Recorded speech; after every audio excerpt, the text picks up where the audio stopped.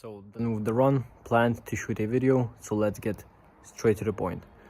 And today I'm going to talk about the trading mistake that kept me stuck for 9 months, and it literally felt like I was doing no progress. And after that period, when you realize and look back, sometimes it is really frustrating to think about it. What could be done better? Now understanding what are the problems, it looks like a bit stupid that I was doing these mistakes, but you live and learn, you reflect and apply these lessons. So the point I'm trying to make today is that adjustments kept me stuck for that long period in the same place. But learning a lot about your internal world, your psychological problems, and understanding how your psyche works, how I was thinking in a wrong way, which kept me stuck for a long time. And the point of today's message is adjustments are not always the solution. Most of the time, for myself, it was more like a hurdle than a solution. I was making an adjustment because I have tested it. It looks better on backtesting results.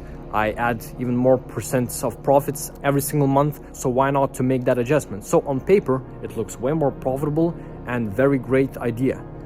But the second thing, you apply that new adjustment on the same model. You're not making the change for drastic change for your overall model. You're not switching the strategy, but you're adding new rules. What outcome you get from that new adjustment, it's not the results you have thought about, but new problems. And you have to take time to adapt to that adjustment and these new problems. Because I was doing new adjustment, I was getting new scenarios I was not getting before. Sometimes you can predict that this thing can come up or that problem can come up, and you can be ready for that. But in most of the time, with these adjustments, you don't know in what position you can be placed when you start doubting yourself because you haven't put in enough of time in backtesting and live market data and mastered the model from A to Z. But actually, you have to take time to adapt to these new adjustments. And imagine if you switch the strategy, because that's a lot. That's like plus few months of consistent work, again going through that same cycle, again same problems, again backtesting every single day for hours and hours. When you already have the strategy, when you already have the set rules which can make you profitably, I know enough to become profitable, to pull out the money out of the market. And like most of the traders, they all have enough information to become profitable.